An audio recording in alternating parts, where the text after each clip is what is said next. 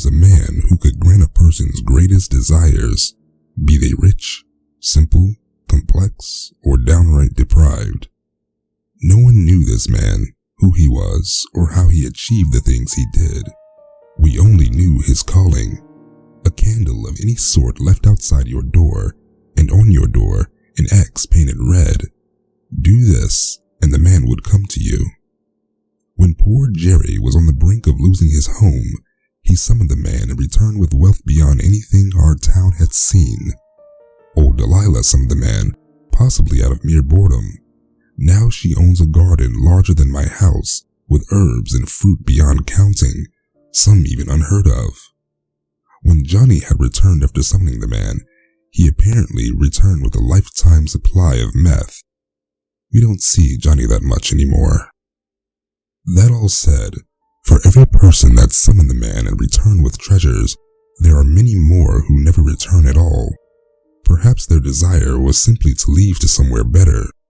As for those that have returned, none have been much help in shedding further light. Apparently, secrecy is part of the deal made. There is one bit of information they spread openly, however. This man, he will challenge you to a game after he's been summoned. No one, though, will divulge what exactly this game was, or anything beyond what is already known. So I decided to find out for myself. Roommates out of the house. Pets gone. Set free. Annoying ex that found out about my plan and won't stop texting me, begging me not to do it. Blocked. Candle lit. Red X painted. Now to wait for the man. Now to wait for the man. Now to wait for the— oh, for fuck's sakes, where the fuck is he? Fuck this, I'm going to bed. Hey there, Sawyer. I woke up with a jump. I wasn't in my bed anymore. I was in a chair in a well-decorated room sitting at a desk. Across from me sat this ugly-looking baldy with a creepy smile. He was wearing the most overdone suit I've ever seen. This thing screamed, "Give me attention." "I'm sorry, I'm supposed to be meeting someone important," I said to him before stepping up and leaving to find a door. "What? Hey," he protested. I ignored him for a moment. However, I was disappointed to find that there was no door leading out of the room I found myself in. With no other choice, I turned back to him. He was waiting with a grin that was half amused and half bewildered. "I think there's been a misunderstanding," he said, beginning to chuckle. "For I am the one you have sought." "Oh, God damn it," I uttered loudly. The man cocked an eye. "I mean, no offense, just, ugh." "Am I not what you expected?" He interjected, a bit of salt in his words. It ain't your fault. I was just hoping for someone more interesting, ancient, mysterious. You look like a creepy teacher that doesn't know how rich people are supposed to dress. Jesus, this story is going to be shit." He raised both eyes at me. "Story, you say?" "Yeah, that's why I'm here. I'm trying my luck at writing. Needed some experience, inspiration. You, good sir, are a bloody disappointment, but fuck it, I'm here, so—" "I hate to interject, Sawyer," he cut me off. "But part of the arrangement here is that none of my patrons may spare any details unless I state otherwise. That's what keeps the— blah, blah, blah," I interrupted. "My understanding was when I came here, I got to request anything I want, yes?" He was begging to look annoyed with me, but nodded. "That is correct." Now it was my turn to smile. "Well, what I want is to expose you. I want to write about you. Tell people about you, about your game or whatever it is you do." I leaned over the table towards him, spreading my arms apart. "And I want to know all the dirties. Loophole, dickhead." He looked stunned for a moment, then suddenly began to laugh. "Is that really what you want? Power, fame, sex? Hell, Sawyer, I could even just snap my fingers and people will read whatever bullshit you shit out in droves. You're telling me that you throw that for— oh, fuck that noise. I've already heard that story before," I interjected again. "That fucker always ends up depressed and all sad in the end. Besides, This is much more fun. He snorted. Okay, Sawyer, he said, turning back to face me. He smiled again, not the derpy smile he'd shown me before. No, this was much more genuine, and his lip curled up in a way I recognized as much more sinister. For the first time that evening, I felt a slight chill running up my spine, though I did my best not to show it. Very well, Sawyer, he stated. I accept your request. Now, these are my terms. He stood upright. He was a lot taller than I'd previously realized when he was sitting down. The bloat in his gut had given me the impression he would be a stumpy, helpless little thing, but now he towered over me in a way that nearly made me feel as though I were a child. You play 3 games, his voice now deeper than before. After each game, I will reveal a few secrets about myself. After each game, I will give you a chance to reconsider. If and only if you complete all 3, I will tell you everything there is to know, and only then will you be able to do with the information as you wish. His smile had vanished from his lips as he raised his eyes to mine. Are these terms acceptable? I was quiet for a moment, a bit taken aback to be quite honest, but quickly found my composure. 3 games? I thought there was just 1. Why is it 3? Because I said so, he replied coldly. I am the one offering the award, so I make the terms. If that's not agreeable to you, so be it. So you do this for everyone then? No. Each request is met with different conditions. I'm guessing depending on the request, it would change the game as well then. He nodded. Correct. Simpler demands equal simpler games. In your case, Are you taking notes? Hang on, I said, not taking my eyes off my pen and paper. So would you say this is a large request, or... I trailed off as I realized he was staring daggers into me. Or would you say this is something smaller? I flashed a grin. Like, if we were to put this on a scale of all the requests you've had so far, are you going to play the fucking game or not? He growled. Depends on what it is, I replied. I mean, it's only fair I know what I'm agreeing to. He groaned. How about this? The game you will be agreeing to play will be quite simple and easily won, provided you can follow all the rules, but I will only give you the rules once you agree to play. Ooh, cryptic, I like that, I said, quickly scribbling down the details. Alright, dickhead. I raised my head to look at him. What you got? His lips once again peeled into that sadistic smile. The first game you will play is the game of shadows. You will need to If you'll turn around, you'll see the entrance behind you. I rolled my head over my shoulder. The wall that previously stood behind me had vanished. In its wake was now a long hall of stone leading into darkened abyss. I stood up and peered down its depth, but there was nothing more I could make out. You'll need this. He was suddenly right behind me, shoving a lit candle into my palm. The light is your safety net. Keep the candle lit. He handed me a rusted metal lighter. If your flame goes out, you'll have a few seconds to get it lit again. Take any longer than 10, and you may lose. The game is won when you find the exit. Hear something in the dark? Best stay clear of it. Even with your light, it's better not to draw attention. I cocked an eyebrow at him. I'm pretty sure you stole the idea of this from something, I said. He grinned. Sucks to suck, he replied, then suddenly shoved me into the dark. I quickly caught myself from falling and turned around, but where the entrance once was now only a stone wall faintly illuminated by the glow of my candle. The place was quiet. I moved forward slowly, not sure what to expect. It didn't take long before the corridor forked off into 2 paths. Figures. The place was a maze. I crept cautiously along at first, keeping a keen eye on the glow of my flame, but nothing seemed to be threatening it. The silence of the place was eerie, yet it always seemed that I could just faintly make out the slight skittering of something. Best not to dwell on it. Keep moving. Don't let your head start to get to you. What was in here with me, though? The man hadn't said exactly, but he had implied there was something I'd want to avoid. Was it an animal? A monster? Well, I can't say I've met too many monsters, but animals I knew. An animal can't be that different from a monster, can it? And how do we deal with animals? Simple. We make ourselves louder and rowdier than them and they get spooked. Don't want to deal with that. I use the same principle with people all the time. Yep. Better take the initiative before my nerves get to me anymore. Holla holla, motherfuckers, I shouted out. Sawyer's coming through, yeah! It felt great. For about a second because this did not fucking work.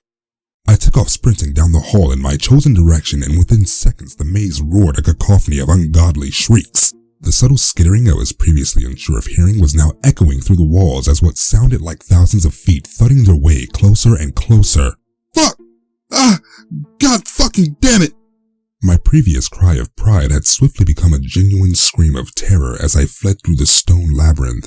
As it turns out, running while trying to keep a candle lit is a terrible idea. I snuffed the fucker almost immediately. I was able to quickly light it again, only for my speed to blow it out. The thing, or things, they were closer, no time to stop. I lighted again, guarding the flame this time with the palm of my hand, but a sudden shriek to my left caused me to jump, throwing the flame into my palm. Okay, gotta think. The flame is your safety net. Just try to ignore everything else. Keep it lit. Just keep it lit. I skidded to a halt, quickly reigniting my light. I didn't move, didn't run, just stood for a moment. Just like a light switch, the maze was suddenly quiet, much more menacing now that I had some idea of what lurked behind the shadows, but still thankfully calm. I took in a sigh of relief before readying to press on, when, out of the dark, a frail, bony black arm stretched itself into my light, its palm agape. I stood frozen in fear as it extended towards me before stopping over my candle and with 2 fingers, pinched the flame out. Oh, fuck this! I grabbed my lighter and immediately relit the flame, once again staring at that malnourished appendage only a few feet from my face. But this time, I grabbed something else. My flask. Filled it to the top with absinthe, 70% happy time. I flung a fucking fireball at that thing. Never saw what it looked like. Even in the blaze of glory, the arm was still just stretching into oblivion. But once my happy time burn it all hit it, it screamed. And not the scary scream. This was a very happy scream for me. The arm shot back into the darkness and I trudged forward, keeping a good pace this time, but not so fast as to jeopardize my light. This time, instead of following me, the screams of the creature faded into the blackness behind me. Suddenly I saw it. Light. Not from my flame, but at the end of the corridor ahead. I ran forward and just like waking from a bad dream, I was once again back in the room with the man who looked at me with a hint of disappointment. I never said you could take liquor into the game, he said bluntly. Never said I couldn't, I replied. Should have told me all the rules, dickhead. Oh, fair enough, he said with a sigh. And now for my end of the bargain. My name is Lester. Lester was born in 1887. He wouldn't divulge where to me yet, but that wasn't too important anyway. For by telling me he was born, he gave away the fact that he was indeed human, or at least he used to be. Needless to say, his age certainly explains his choice of wardrobe, but you'd think somewhere along the way he'd have thought to put a fucking toupee over that goddamn head of his. Seriously, I can almost see my reflection in that thing. Are you quite finished? Lester scorned impatiently at me as I wrote. You know you can write down as much as you want, but it's all worthless to you until you've passed the second and third game. That is, if you still want to continue. Out the corner of my eye, I saw his mouth twist into a subtle smirk. Admirably, after what I'd just gone through in the first game, I wasn't super excited. Couldn't let him know that though. Alright, dickhead, I said with a smile. What's the next one? He smiled. The next game you will play is the game of temptation. Lester gestured to the wall behind me, which had once again eroded away. Instead of the dark stone halls I'd seen before though, the entrance now opened to a lush bright forest, various trees and plants clustered around a single dirt path. The rules are simple, Lester continued. Simply follow the path until you reach the trail's end. No matter what you hear, no matter what you see, you must never leave the trail. I look up to see him smiling with undeserved pride. Wow, I exclaimed. It's almost like it's the exact same fucking game. His expression quickly changed. What? How? No, this is completely different, I assure. Nah. The path is my candle, and the creepy things are hiding in the forest, and the goal is to go from point A to point fucking B. Only this time it's ridiculously fucking easier. Jesus fucking Christ, Lester.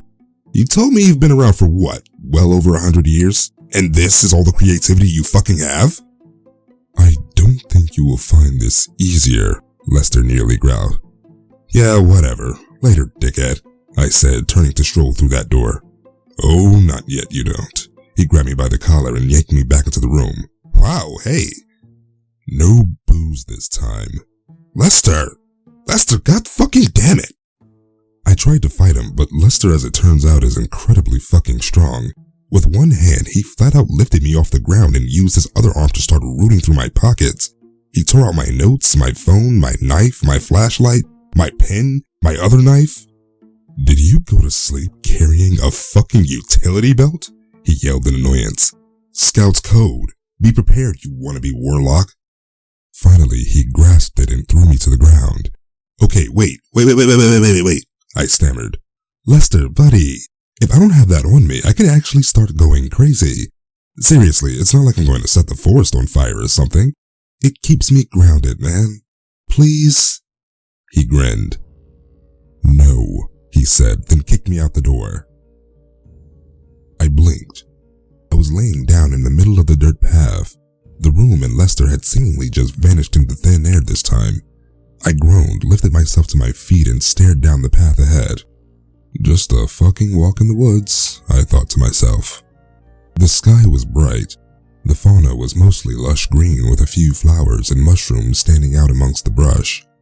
As I began to move forward, I started noticing the occasional beetle or butterfly making its way. Then I began to hear the birds chirping.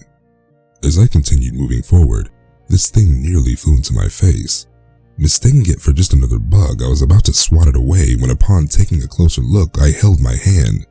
The thing definitely had characteristics of a bug: chitlin green body, dragonfly wings, those undeveloped shitty eyes of 1,000 little hexagons. It also had 2 legs, 2 arms, a torso, and when I looked at its face, it smiled at me. With its 2 little arms, it beckoned me forward. I requests I humored until we reached the edge of the path. When it realized I had stopped, it quickly zoomed back around and once again hovered in front of me, motioning for me to continue. I slapped my hands together and smushed the fucker. You're gonna have to do better than that, Lesto. Shit. Suddenly, 1,000 pissed off little dickheads came swarming out of the bush, flying right for me.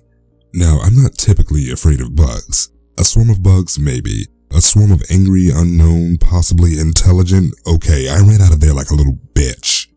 Took me an embarrassing amount of time to remember per Lester's rules. I was safe while I was on the path. After I calmed down, they proceeded to just swarm around me for an annoying amount of time before finally giving up and flying back off into whatever little part of hell in that forest they came from. Moving on, a familiar lovely smell hit my nose. The smell of liquor. Somewhere off the path, a stream of smoke could be seen rising out of the trees, almost like someone was cooking moonshine out there. A good move, but predictable, Lester. I moved on. As I journeyed further and further along the trail, I began to come across more and more unusual things. A tree with leaves of written pages just visible through a crack in the fauna. A cabin barely visible, its structure made of gold. A humanoid steamwork colossus standing dead in the pines. A plant whose fruit was tiny bags of what looked like cocaine. A group of women dancing naked around a fire. The smell of cookies. Everything caught my eye.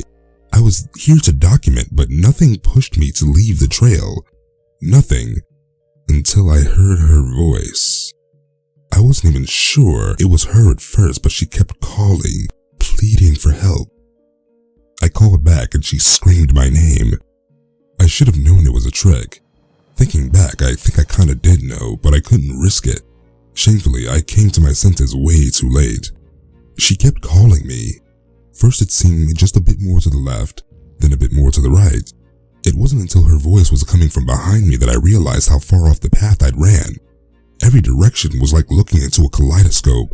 Endless trees, ferns, bushes, with no discernible way of recalling where I'd come from. No, no, no, no, no! I shouted angrily out into nothing, all the while her voice continued to taunt me. I felt defeated, helpless. This was it. This is exactly what Lester wanted.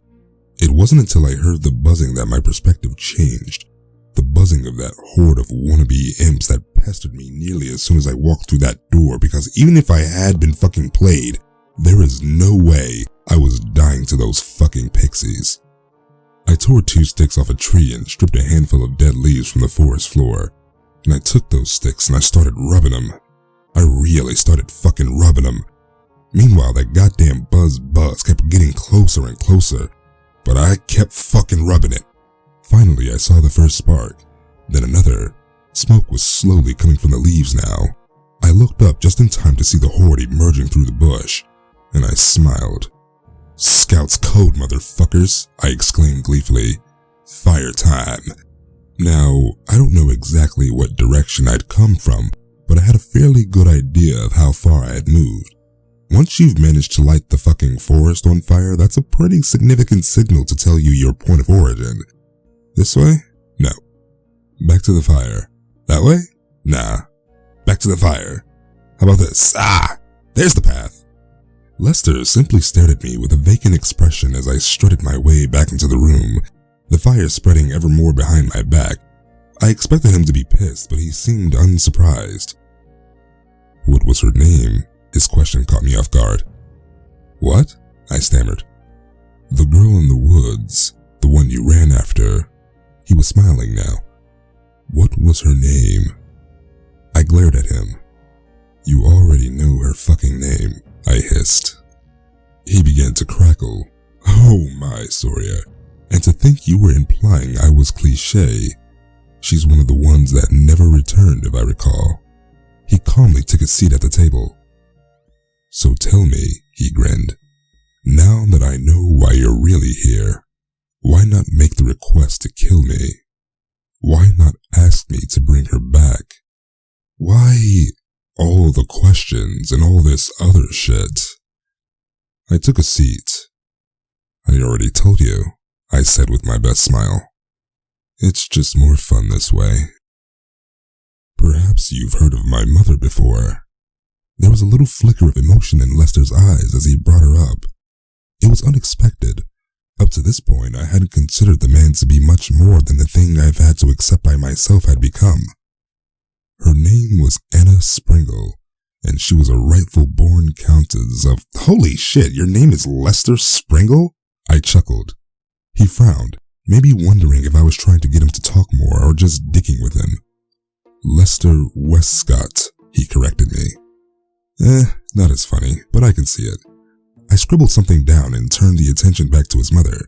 He seemed like he wanted to open up about something there. So, Mom, she was a countess of where?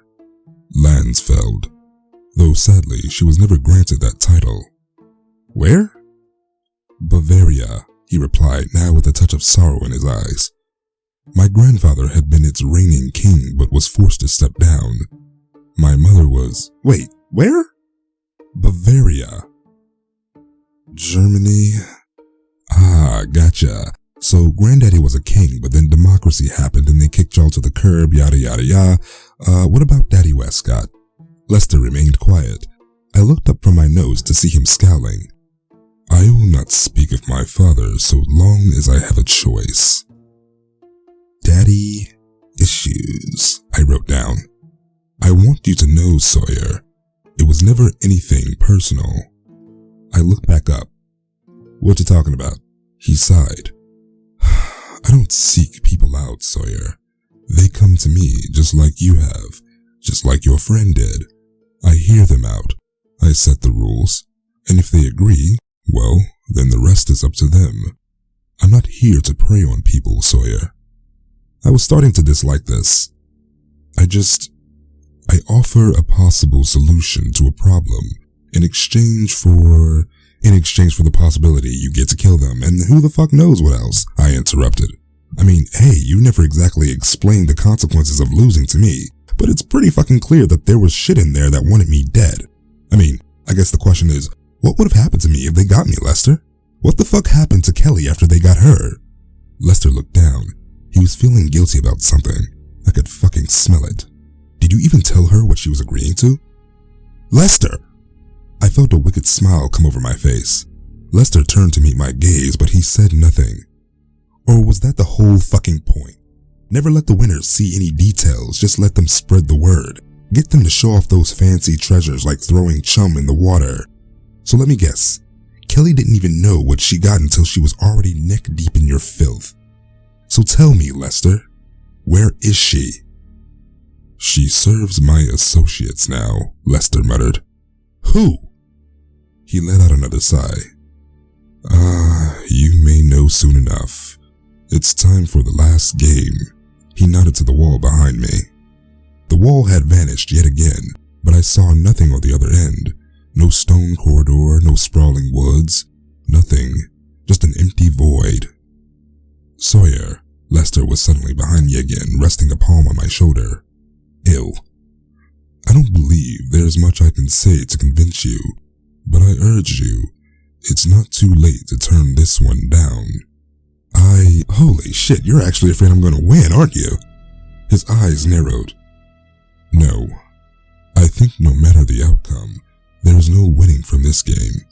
I was quite a bit like you once, Sawyer. Arrogant. Angry. Oh, Jesus fucking Christ, just tell me the fucking rules. He stared at me with what looked like a mix of annoyance and disappointment. With a sigh, he pulled out a small satchel of something and handed it to me. There's no safety net this time, he muttered, but this will help you if you need it. It's salt. You can use it to make a barrier or injure anything out of the ordinary. Use it sparingly. Cool. So what's the goal? Let me guess, I'm looking for the way out? No, he replied. You'll need to perform a ritual to escape. He handed me an envelope that seemed to have manifested in his hand. The instructions as well as the materials you need. You will need to find these items before you can begin. I took the envelope. Interesting, I muttered. There's also a few things you should avoid, Lester continued. I'm sure you know by now to avoid anything out of the ordinary. This time, though, I'll warn you, there may be signs of danger ahead. The color red, the smell of sulfur, even just a bad feeling. They can all be tells. Lester let out another sigh. He seemed to do that a lot. I didn't choose this game, Sawyer. It seems some of my associates have taken an interest in you, hence why I tried to warn you before. This will be the most dangerous game. I put on my best smile.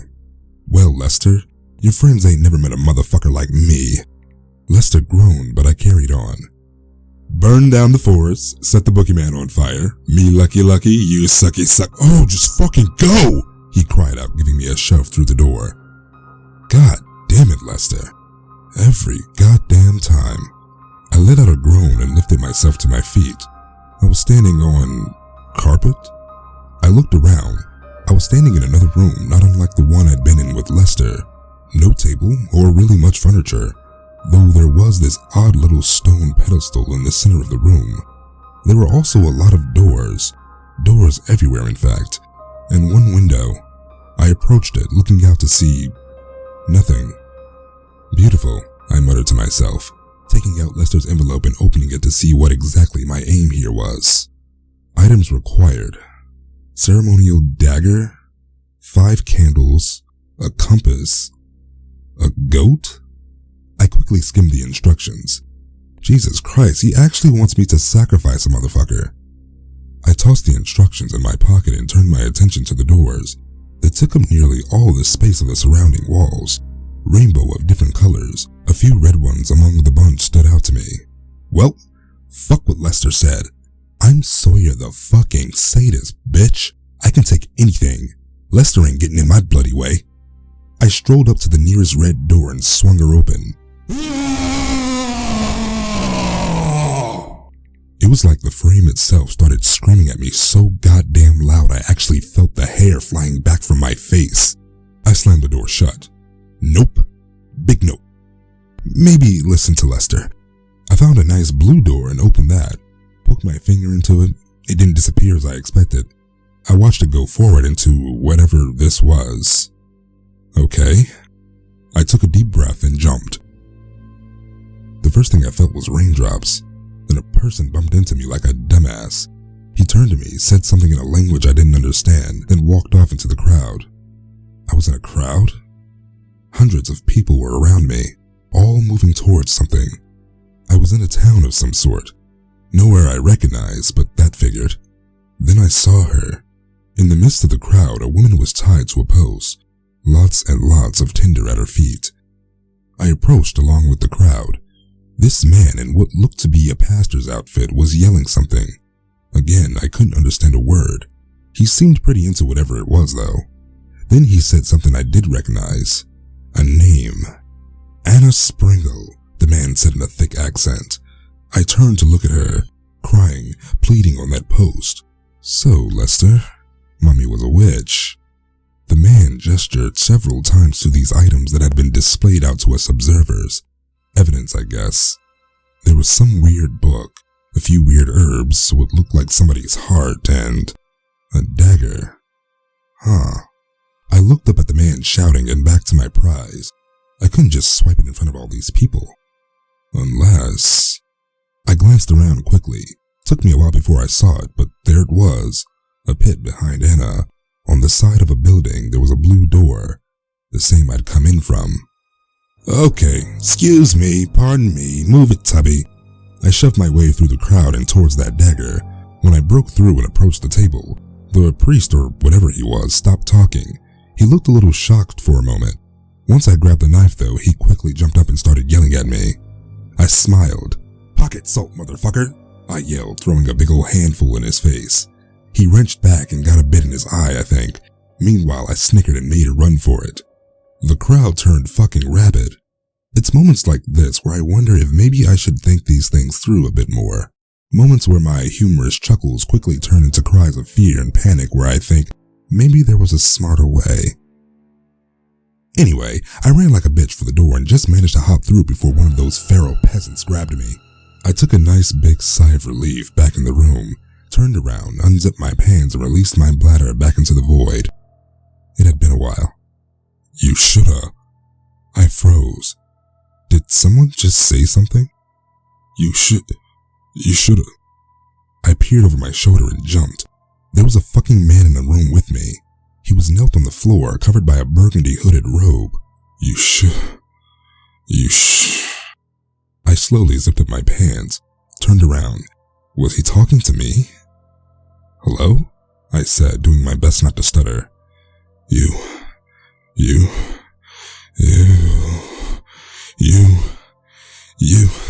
Jesus Christ, what was up with this motherfucker? I walked towards him. Very cautiously, he looked meek, but something about him felt off. Very fucking off. You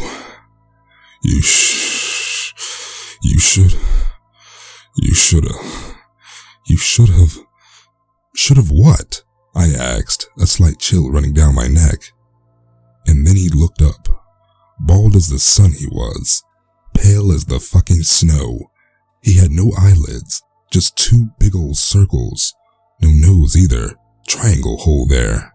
And was grinning with the nastiest teeth I'd ever seen. Then he shouted, "You shouldn't have left all the doors open, dickhead!"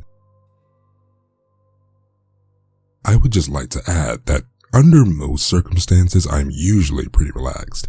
I mean, sure, there may have been a few occasions on this adventure so far where I may have sounded like I was quite close to shitting myself, and that's quite fair. But what I'm saying is, it's not normally me. Needless to say, when I met the thing in the room, I may have screamed like a little girl and wet myself a tiny bit. Don't look too deep into it. You shouldn't have left all the doors open, dickhead. What the fuck? The thing shot up like it was on fire and came running at me. I screamed and ran back through the door. The peasant saw me and started screaming and ran after me. I screamed and went back through the door again. The thing saw me and smiled, but the peasants came charging through the door, and then it screamed, and the peasants saw it and they screamed, and I opened the red door again and it started screaming, and I screamed and they screamed, and we all screamed for ice cream. Well, no ice cream, but lots of screaming. Needless to say, in the issuing chaos, I decided that the red door was better than no door and hopped through. The first thing I saw was candles. Candles. I immediately ran up and started ripping them off the wall. They were wedged into these metal holders that seemed wedged into the stone. It didn't take me long to nab 5 of them. Looking around, the whole place was made of stone, sort of like a maze. The doors seemed to have vanished on me again, but given the circumstances, I didn't really mind. Better to give things a chance to settle back there before I head back anyway. Walking around a bit, the place felt almost deserted. It didn't make any sense because otherwise who would have lit these candles? But still, other than them, I was seeing a whole lot of nothing. Occasionally, I'd come across a room where there'd be like a broken chair or a rusty bed frame sitting in there, but really no signs of life. It was actually kind of fucking eerie. Kept turning corners expecting to find that monster's brother or something. I think it was within the first 10 minutes I came across what looked like a newspaper in one of the rooms. Yorkshire Post. What am I in fucking Middle Earth now? Something, something opium. Something, something bridge repairs. Something, oh! England. 1895 England. Well, that's new. Doesn't tell me where I'm at now, though.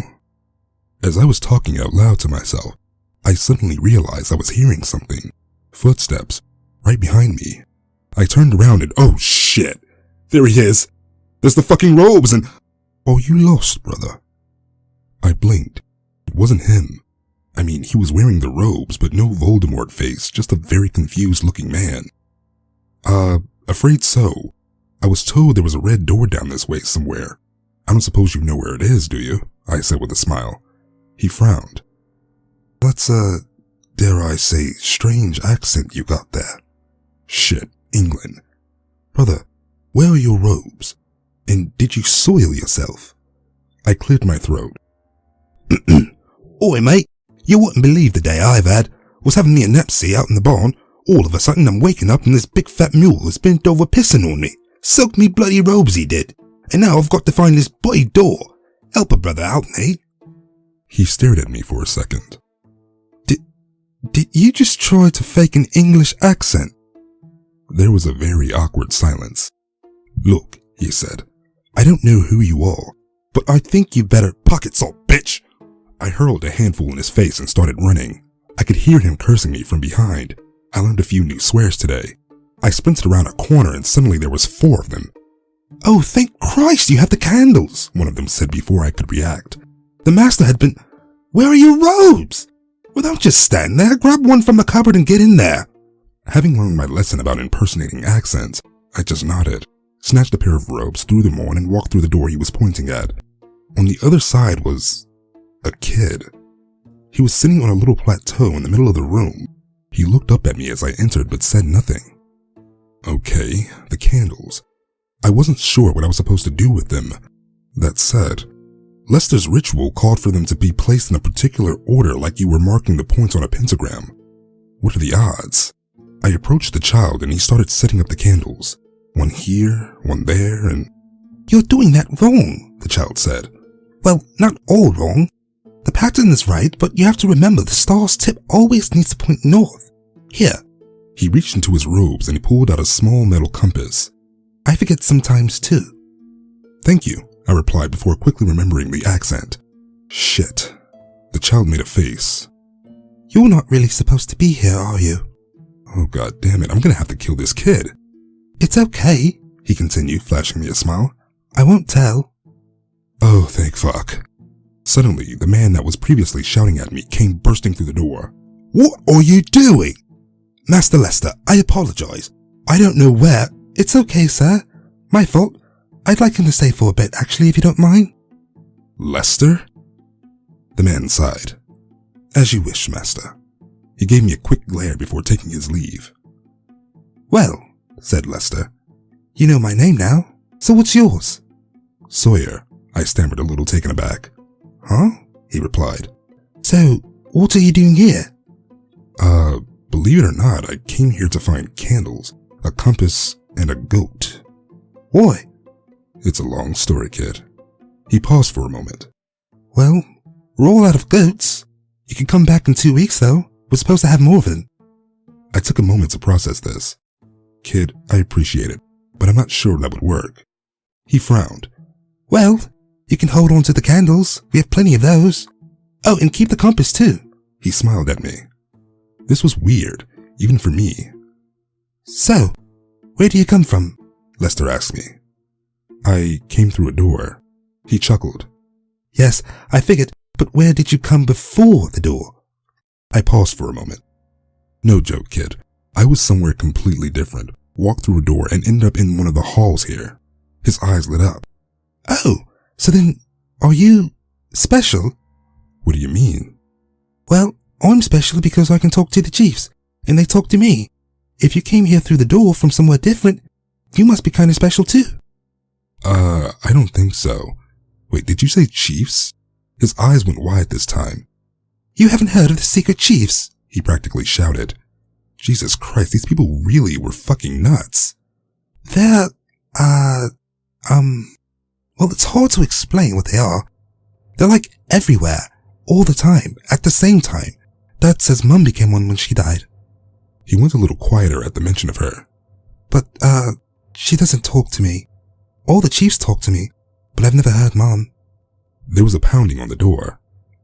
Master Lester, a man called out. Your father is here. Lester sighed. You'll need to go now, he said. Do you know how to get back? To where you were? I shook my head. Lester smiled again, and with his head motioned to the wall on our right. I turned to look, and there it was. The red door. How in oblivion did you— I told you, Lester cut me off. I'm special. I just asked the chiefs. Oh, and they said it should be safe now. I wouldn't go through any more red doors if I were you, though. I eyed the kid for a moment. Thank you, I said, and with that I made my leave. Dead peasants. Dead peasants everywhere in the room. No Voldemort face, though. I quickly made a point to shut every single door I had previously left open. Then I sat down and took a long, exasperated sigh, thinking about what I'd just fucking witnessed. Was that actually Lester? Or was it just part of the game trying to fuck with my head? Either way, I would know soon enough. I had almost all the items now. All that was left was the goat. Where the fuck do I get a goat? Actually, that place full of peasants looked awfully Farmville-y. Maybe I could find a goat there. I opened the blue door and strolled on through. The whole town was on fire. There was blood and bodies everywhere. People were screaming and trying to stuff their loved ones' entrails back into their bodies. I watched some woman run out into the street crying out in fear, only for that thing I'd run into to pounce on her from behind a wagon and rip her throat out with its teeth. I walked back into the room and slammed the door behind me. Okay, let's try a green door this time. Before I could go through the green door and hopefully find myself a nice goat ready for slaughter, there was something I really needed first. New pants. Fortunately, the room was littered with corpses. I picked one out that had a minimal amount of bloodstains, stole his trousers, then yeeted the body out through one of the doors into oblivion. Didn't want to have to look at that shit. Now I was ready to find the goat. I opened that green door and stepped readily into the void, and landed in the void. Huh? Nothing changed this time. Darkness. Darkness everywhere. I turned around to try a new door, but, of course, the door's gone. Wait, I looked up. The hell is the door doing up? Oh, I'm falling. Panic kicked in, and I started yelling like a motherfucker and flailing my arms around trying to catch something. Whatever, I don't know what I was thinking. I just realized I was falling into a fucking void. There was a strange sensation. There was no wind, no draft. The only clue I even had of my momentum was the green door fading smaller and smaller above me until, poof, gone. Then the water came. Didn't see it coming. Everything was black, but the crash bloody hurt. I sunk down just deep enough to feel that pressure building in my lungs as I swam back up for air, but I breached, sucked in a huge breath and sat there, just kicking myself in this big pool of absolutely nothing, contemplating my life choices. It didn't last very long. A light shined in my face. I squinted, seeing the glare of a torch now reflecting off the water. "Oi, you there!" someone shouted out. I could faintly make out the silhouette of a small boat and its single passenger. "What are you doing here?" he cried out. I don't know. I kinda just fell here. What are you doing here?" "You fell here? Oh, Jesus Christ, not a fucking another one." He rowed his boat just up beside me. I took one look at the man's arm and quickly suppressed a gasp. It was mostly just bone, with a few strings of rotten muscle just barely attached, blackened and very likely infected. The rest of him was covered by those same crimson robes I've been seeing everywhere now. His face was completely obscured by the shadow of his hood. "So," he said as soon as his boat was right at my side, "did the chiefs do this, or are you another fool that fucked up the ascension ritual?" "The what?" "The ascension ritual," he cocked his head. "You're with the dawn, ain't ya?" "The what? No, look, I came here through a door, hoping to find a goat, and I fell into this." He stared at me in silence for a moment. "Well, now that's a new one." "Oh," he suddenly perked up. "You're one of Lester's playthings then, ain't ya? Been a long time since one of you lot ended up down here. Bit of advice. In the future, poke your head through the door before you just hop through." "Thanks," I replied unamused. You know Lester?" He shook his head. "Not personally, but I've heard about the man. Used to be lots of folk down here with stories about him. Well, best of luck to you." He gripped his oar and began rowing away. "Hey, wait," I shouted out. He turned his hood over his shoulder. "What is it?" "How do we get back to the green door?" Afraid you don't. Not from here anyway. You keep swimming a bit, you'll come across a new door. Won't take you back to where you came, but you should be able to find the route from there." "You can't row me over?" "You got gold?" "Gold?" "Aye, I ain't running a charity here. It's a gold coin for the ferryman's service." I put on my best smile. "Funny enough, I have just the thing." "Oh? Well, give her here." I paddled up to the side of the boat and reached out a closed hand to the ferryman. He stretched out a skeletal open palm in anticipation.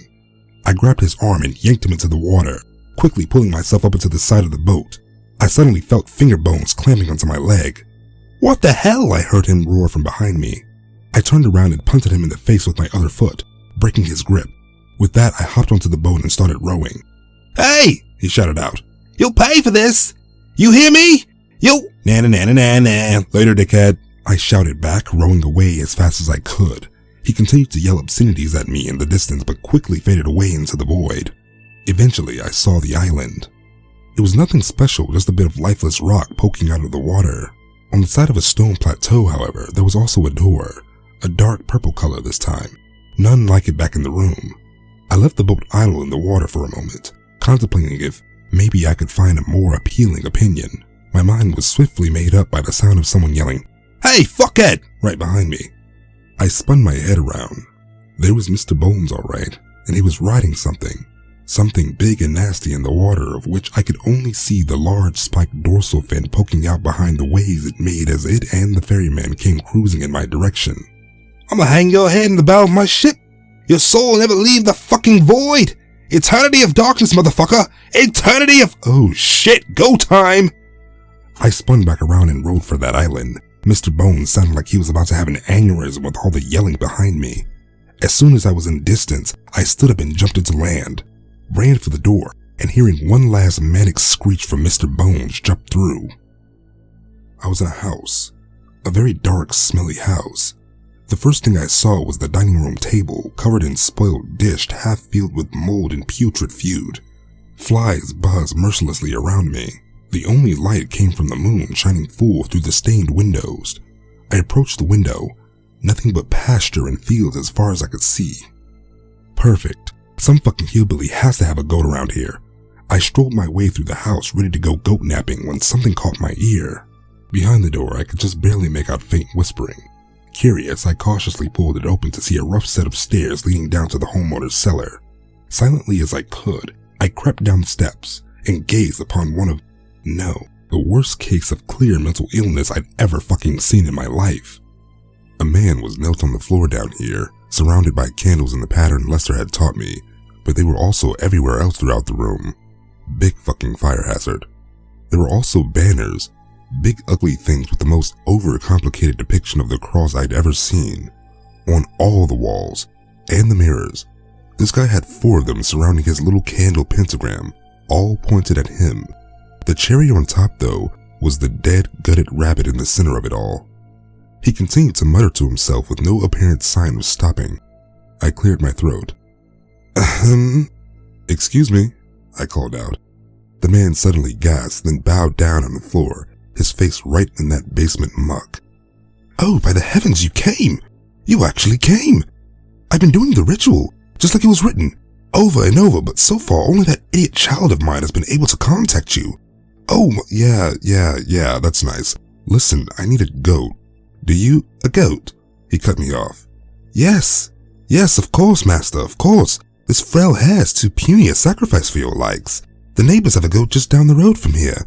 Use it for cheese. Sweet. I'll be on my way then. Wait, please, he called out. I sighed. I've been trying to reach you since my child. Any contact with your kind is a gift, master. But Lester, he's infuriating. He understands nothing of our order.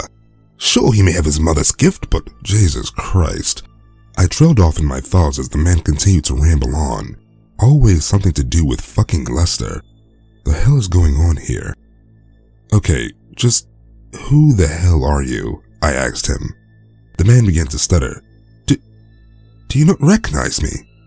Master, it's me, William Westcott, head of the Golden Dawn Syndicate in England.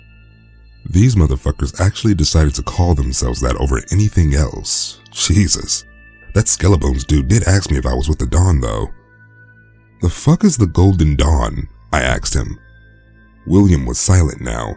I watched him slowly raise off the ground and carefully turn his head over his shoulder. Then I watched him jump about a foot in the air upon seeing me. Who the fuck are you? He cried out. Well, I'm sorry. I thought I was expected. You need to die.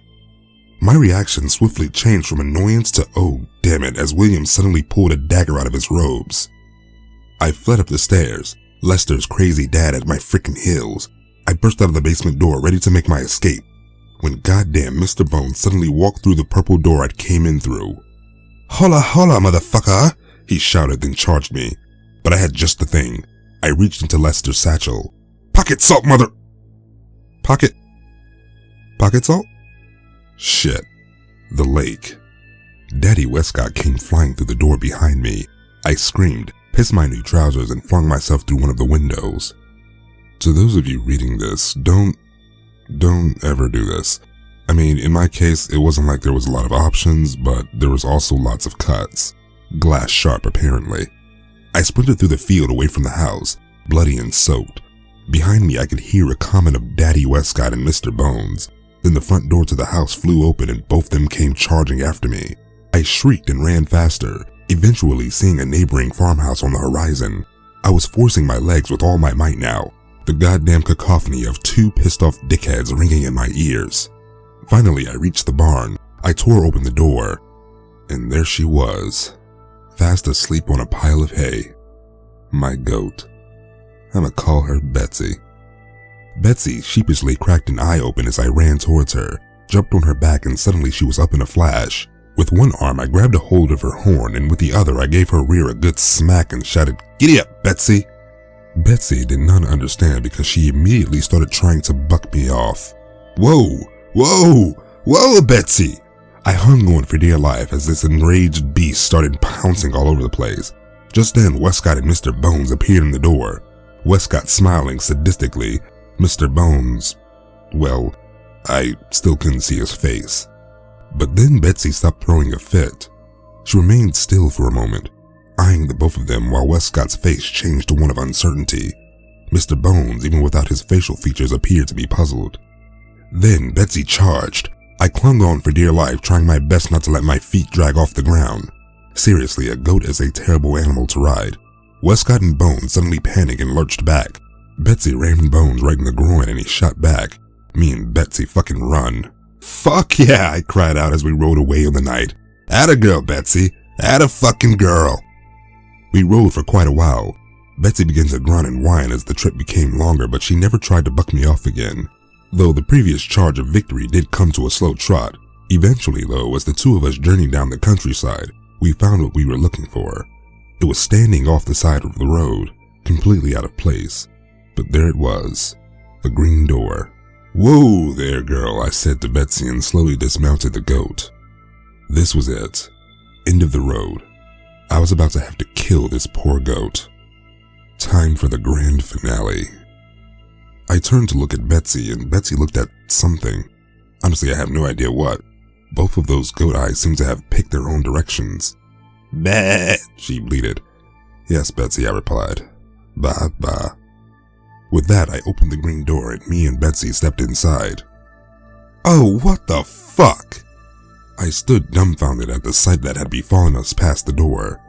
This was not the room.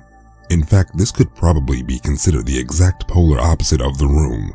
We were standing in what looked like a miniature purple version of the planet Saturn. Surrounding us flew countless other orbs of various shapes, colors, and sizes.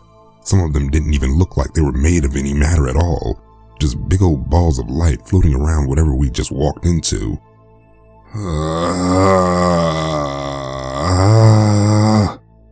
I turned my head and groaned. Floating amongst the endless debris was some kind of giant space whale. It was now that I also took notice of these luminescent jellyfish-like creatures that began to drift upwards into the air. Flashing eels slithered through nothing like space itself became water. And the doors were fucking everywhere. Every single one of those floating space balls looked like it had hundreds of them, and the place looked like it went on for infinity. Bah! Betsy bleated. I turned to look at her. Betsy turned to look at every direction that wasn't me. I looked into those spilt goat eyes and I saw something. I felt like I could understand her. Like she was saying, this is what we're gonna do now. We're gonna journey across the vast space ocean, travel through door to door until eventually we find the door back to the room. And then we'll— Fuck no we aren't, Betsy. That? She bleated in confusion. No, too weird for me. We'll find a new route. I grabbed her by the horn and led her back through the doors of Old England. We journeyed down the countryside road for several more hours. You would swear that the sun would have started to rise at some point, but oddly enough, the sky never changed. It was as though this place was stuck in an endless night. Eventually, the road just ended. What I mean is that at a certain point, the earth itself was just gone. In its place was just a ledge dropping into a familiar-looking void, like a cookie cutter had taken out a piece of the world and plopped it into wherever I really was. I stared over that ledge for a while, infuriated. Betsy bleated at me. I was almost ready to give in and go through the door to the space ocean again. It would be a long walk though. That, and I wasn't certain Westcott and Mr. Bones had exactly given up on pursuing me. Instead, I decided to follow the edge. Sure enough, I eventually came across something. An old shack looked like years had nearly shredded the thing. It had a door on it though. A red one. Bah! Betsy blurted out. I swear I could feel a hint of concern in that goat's voice. Do you want to walk all the way back to the other one? I asked. Betsy just started munching on some grass. I groaned, grabbed Betsy and pulled open the red door. The place was dark. Of course it was fucking dark. There was a faint glow in the air, just enough for me to barely make out my surroundings. Below us, beside us, and above us was a rock. We were in a cave. It is, I said out loud, acceptable. Bah, replied Betsy. With only one real direction, we made our way down into the cavern's depths. The unusual glow in the air was convenient though. I found its presence to be a tad unsettling. Eventually, I saw what I thought was a man lying on the floor of the cave, though on further inspection I found that I was only half right. It certainly used to be a man, only his bones remained though. Tattered molded clothes fell over the grooves in his skeleton. Atop his skull was a headlamp. I picked it up, looking for a button or a switch to turn it on. Instead, I found a wick where the bulb would have been. Interesting. I ruffled through the dead man's pockets, taking out an old matchbox. It took a few tries, but eventually I had my light. With the lamp now lit, I could see a long track running away from the dead man and into the darkness beyond. A broken cart lying lopsided along the rails a bit off into the distance. We were in a mine. Are you thinking what I'm thinking, Betsy? I asked. Betsy? I turned around to see Betsy was currently trying to eat the cloth off the skeleton. She kept spitting it out every time she got a taste of that mold, but she was very persistent. "God damn it, Betsy," I muttered before turning my attention to the cart. It looked usable. With a little bit of effort, I heaved the thing back into the rails, pulled Betsy away from the skeleton, lifted her unhappily up, and plopped her into the cart.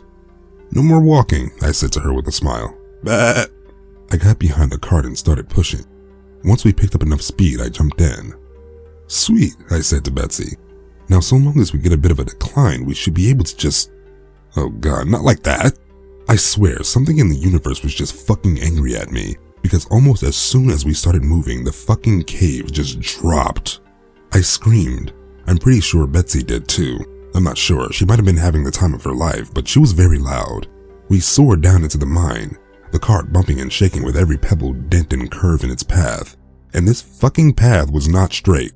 No, it twisted and turned like it was carved out by a goddamn snake. At one point, I saw another skeleton lying on the rails, and I remember just grabbing Betsy and holding on as if my life depended on it. I thought for sure that thing would derail us. Instead, there was a crack and a whole bunch of dust. Pretty sure we were moving so fast we vaporized that dude's remains. Eventually, it started to slow. The cavern opened up into a much wider pocket of the mine, and the cart slowly came to a halt. "Bah!" Betsy bleated as if to say, "You can let go of me now." I hopped out of the cart and stumbled forward. My legs felt a bit like jelly. It was here that I noticed the banners. Those same banners with the weird cross I'd noticed back in Westcott's house. They were hung up throughout this place, looking somewhat ominous in the light of my lamp. "Hello?" I heard a raspy voice call out from somewhere in the dark. "Hello?" I called back.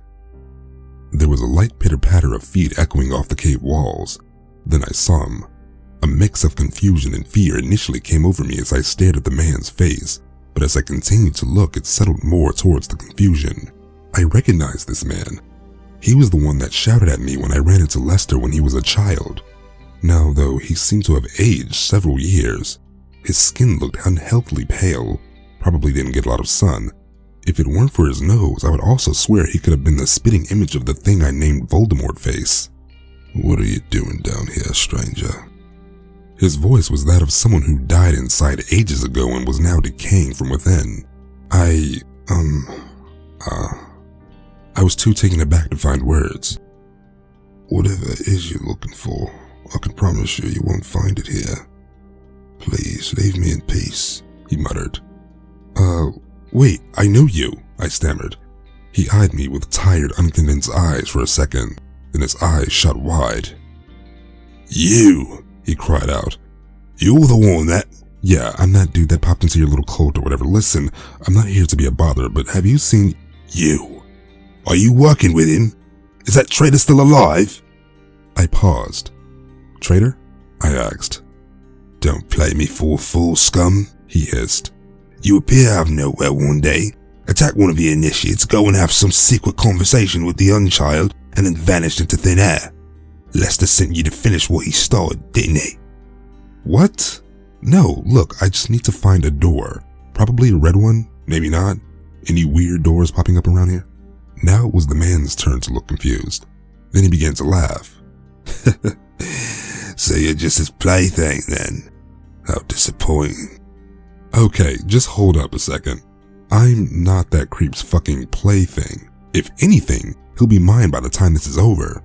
Also, the fuck did he do to you? What are you doing down here living like some kind of fucking mole man?" "If you seriously believe a word of what you just said, then you are way in over your head," he chuckled. "Well, I suppose I can humor you. It's not as if I have much company down here. So, I'm here because the chiefs willed me to be. I am alive through their will and their will alone. As for who I am, as far as I'm aware, I am the only remaining member of what was the Golden Dawn." "Cool. I understood none of that. Have you seen a door anywhere by chance?" A sudden rumbling of the shaft above interrupted the both of us. We both turned in the direction of the mine rails. Echoing off the walls came a voice that told me the devil himself was at my heels. "It appears Lester's finally come for us both," the man muttered emotionlessly. I turned to him. "Okay, seriously, buddy, if there's a door anywhere in here, I need to..." Without even looking away, he pointed behind me. Just like with Lester, the door had just appeared from nowhere. If you can really best him. I noticed a smile curl upon his lips, his teeth just barely showing the pointed edges of the creature I'd encountered before. Then it's my pleasure to assist. Go. I didn't need to be told. I grabbed Betsy and ran for the door. This was by far the hardest part so far. No more traveling. No. The last door took me straight back to the room. The thing was, I didn't want to kill Betsy. Bah. I wonder. I pulled out the instructions from my pocket and glanced over them. You must cut the heart from the beast and puncture it with your blade. Nope. Fuck. Definitely wants me to kill her. Wait. I looked at Betsy and smiled. Okay, Betsy, I said, drawing the dagger. Hold still. Betsy did not hold still. She kicked and thrashed and bleated at me unendlessly. Yet I managed. I carved a nice heart-shaped lock of fur off her hide, then placed it on the altar. Loophole. I placed the fur on the altar. Next was the candles. Remembering that the tip of the pentagon needs to face the north, I pulled out the compass. The compass needle span around in circles. Oh, for fuck's sake! Grab the fur, grab the altar, grab the candles, grab Betsy, go through some yellow door and ended up in a field. Okay. Candles in a pentagram. Stab the fur, shout out, Akta Huala Bala Follow, whatever the fuck. Wave the knife around, repeat, and the sky suddenly lit up with the brightest light I'd ever seen. Bah! I heard Betsy bleat out. As I shielded my eyes through the cracks in my fingers, I could see the ground itself tearing up around us. Chunks were flying up into the air, more and more until there was barely any left. And then everything went white. Bah! I blinked.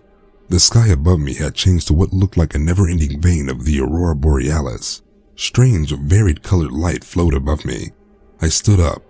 I was on some sort of platform, floating in whatever pocket of space this was. Ahem, came a voice from behind me. There he was, Lester, sitting at the exact same table I'd seen in the first room. I put on my best smile, strolled my way up, nice and slowly, just taking at the moment. I pulled up my chair, never breaking my smile, never looking away from Lester, sat down in my seat, taking the time to get all nice and snug, and said, So, dickhead, looks like Sawyer, he cut me off. I understand you want to gloat, but we have a lot of things to discuss, so I'm simply going to try and be blunt. He retrieved 4 books from within his coat, placing each on the desk. I stared at the mass of each one in slight anguish. This is all the information you wanted. Even some you wanted but didn't know you needed. I believe you specified all of the dirties. So this is it. Each of these books is a dossier. The first one is regarding me. The second, my former organization, the Golden Dawn. The third is about my associates. I believe they may have been referred to you as the Secret Chiefs. And lastly, Sawyer, the fourth is about you. Or more specifically, everything my associates have come to learn about you. I looked down at the books and back up to Lester. I don't really have to read all that shit, do I? No, he rolled his eyes. You may ask as many questions now as you may like. However, I still urge you to— Cool, I interrupted. What's the deal with the games? Lester sighed. As I'm sure you have probably gathered by now, the games are means to collect souls. The souls are not for my sake, as I'm sure you recall from your encounters with the Golden Dawn. They serve entities known as— Oh yeah, what's the whole deal with them? Lester stared at me again with annoyance before sighing again. The Golden Dawn was one of my last major occult organizations that we could consider the modern world. They spanned nearly worldwide, though it was prominent in England just around the turn of the 19th century. It was founded by my father, William Westcott, shortly after he came into contact with my mother, who, as I'm sure you learned, shared my gift. Lester looked at me as though he expected me to interrupt. When I said nothing, he continued. The Dawn was able to rise in prominence by promising our initiates secret knowledge, though in truth, the actual practice of hidden arts was reserved only to the highest-ranking members of the Order. The initiates would have to prove their loyalty and devotion before being taught even This just sounds like medieval Scientology, I blurted out. Lester paused. Oddly, he didn't seem too annoyed by this. Actually, that's fair, he replied. I mean, make no mistake, what the organization was centered around was very real. However, I don't believe my father thought anything more of it other than a means to procure his own power and wealth. For him, it was a way to appeal to the rich and powerful, suck away some of that coin, and have something to hold over their heads. When my father was caught in the possession of texts relating to the occult, he abandoned me as well as our order without so much as a second thought. What are you doing? Oh, just hang on a sec. I know I have it here somewhere, I said, ruffling through my notes until finally I pulled out a single page with the words, Daddy Issues. I handed the page to Lester. What the hell is... Called it, dickhead! So, Daddy abandoned you in the cold and the whole thing fell apart and Lester was a sad, lonely little boy. Then what happened? Unbelievably, Lester actually smiled at this. You are somewhat mistaken, Sawyer. I'll admit I let my father influence me too much, and interestingly, the common belief is in fact that my father's absence is what caused us to fall apart. But in truth, the dawn met its fate at my hands. After years of them using me as nothing more than a tool to talk to their gods, after years of seeing the selfishness for power in every single one of— Oh, Jesus Christ, Lester. Okay, I get it. Actually, I do have a question though. If you, as you claim, destroyed the cult, why are you harvesting souls for their gods? Lester's smile finally faded. He looked uncertain for a moment. Because they finally let me speak to my mother, he finally stated, his eyes to the floor. The Dawn, Father, they all claimed that my mother had ascended, that in her death she had become one of the chiefs themselves. It was actually presented as being the final rank achievable in our order. From what I have learned, it is true that they were once human. This was not my mother's fate. For all her years in service to the chiefs in life, her only reward was to once again serve them in death. Lester paused for a moment. This time I decided to let him continue. After I turned on the Dawn, I shut the chiefs out, ignored them. They promised me secrets, wisdom. They even promised to teach me how to truly ascend, to become one of them. Finally, when nearly all the Order's influence was dead, and all that remained was small pockets scattered and barely alive, they let me hear her voice, and they made me an offer. I could free her soul in exchange for my service. And now, Sawyer, it seems you have come to me for something similar, and my master's attention has faithfully turned on you. What the hell do you mean by that? I asked. Walk with me, Lester said, standing up. Where? We're on a fucking platform floating through fake space. Just come. I sighed and followed Lester to the edge of the platform where he stared down solemnly into the rainbow of spatial anomalies swimming through wherever we were. I brought you here for a reason, Sawyer, he said. In this place, we cannot be heard. The chiefs cannot reach us here. What do you know of the occult, Sawyer? They're a bunch of crazy depressed people with nothing going on for them in their lives, so they literally turn to fucking magic as a last resort. Lester snickered. Well, there may be some truth to that, he muttered. But what I'm referring to is more specific. Do you know how we, the Golden Dawn, taught to magic? I shook my head. There is more than one reason why the Dawn's most valuable knowledge was reserved only for our highest members. Our initiates, you see, were made to meditate, to train their minds for years before we would allow them to attempt any of our rituals. For to command the unworldly, the caster must have complete and total confidence in his abilities, and the willpower to self-actualize. Willpower, such as being able to burn down a magic forest with only sticks and leaves out of sheer determination. Wait, what? Willpower, such as being able to injure a hellspawn out of pure confidence your fire would hurt it. Lester, what the fuck are you— Think about it, Sawyer. You completed my ritual while still completely disregarding the procedure just because you didn't want to have to kill a bloody goat. You knew for a few hours. The one thing, out of everything that's been thrown at you, you thought you'd be able to do without a problem. And I fucking bet that's exactly what went through your head when you did it, was, I'm better and smarter than all these fuckers, and they made a mistake and I caught it because I'm awesome. That's not how it works, Sawyer. That's never how it's worked. Yet you made it work anyway, through sheer fucking will alone. Bah, said Betsy. Betsy's the best pet I've ever had. I can't get rid of her, I replied. She's barely fucking real, Sawyer. Also, she's a he. Look at him. No fucking udders. Nah. Daddy Westcott told me the neighbors used her to make cheese, so... There was an awkward moment of silence where me and Lester both turned to look at Betsy horrified. Bah! Betsy bleated almost like he was smiling. Oh, God, said Lester. Lester? What the fuck was that doing in your dreamscape thingy? I didn't fucking know that. It was a reflection of reality. Oh. So you're somehow able to make a perfect reflection of what was, yet you couldn't figure out that your dad's neighbors were making fucking cheese out of goat? Shut up! Lester shouted. Just... God fucking damn it, Sawyer. I ate some of it when I was a kid. Just shut up! There was a very morbid silence.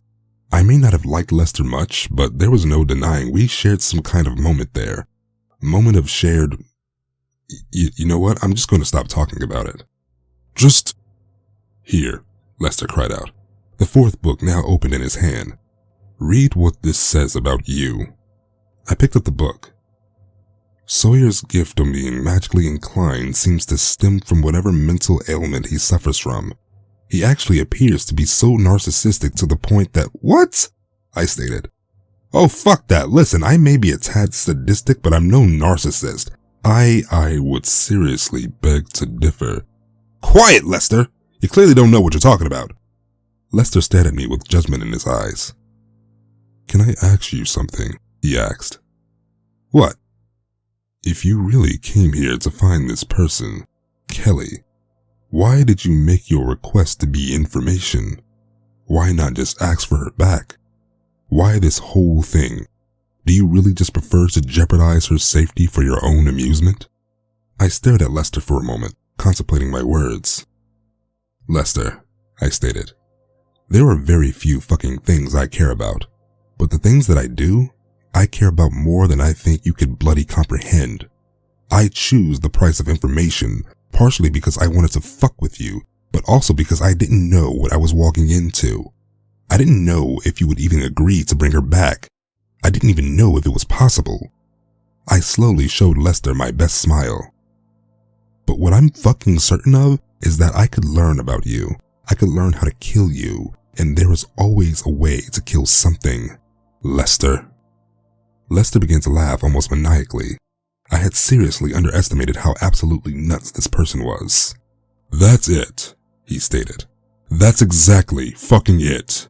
You are actually insane beyond belief. To think you could kill something that's nearly a fucking god.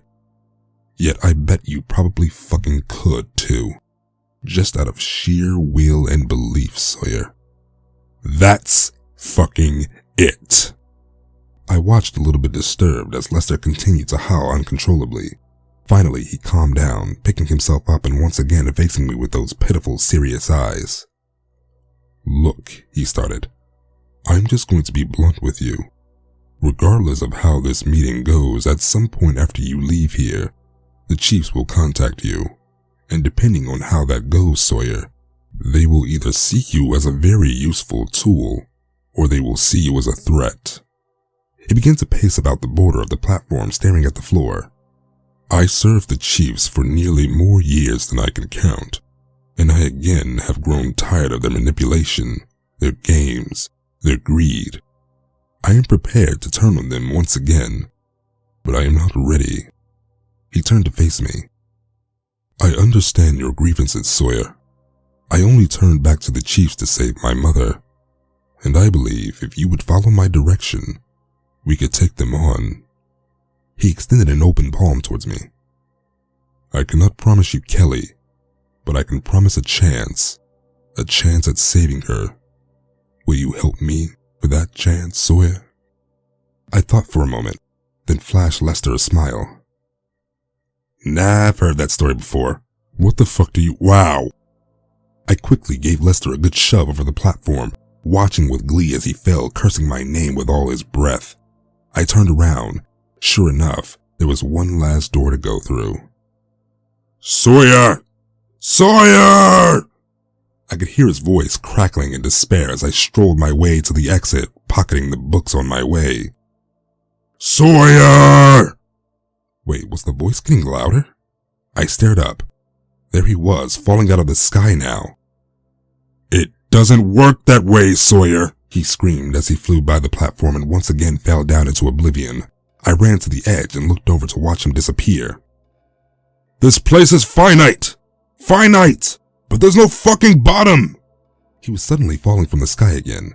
I watched him go shooting by the platform and disappear below me yet again. Can you make it over? I cried out to him as he flung by again. No! He shouted out.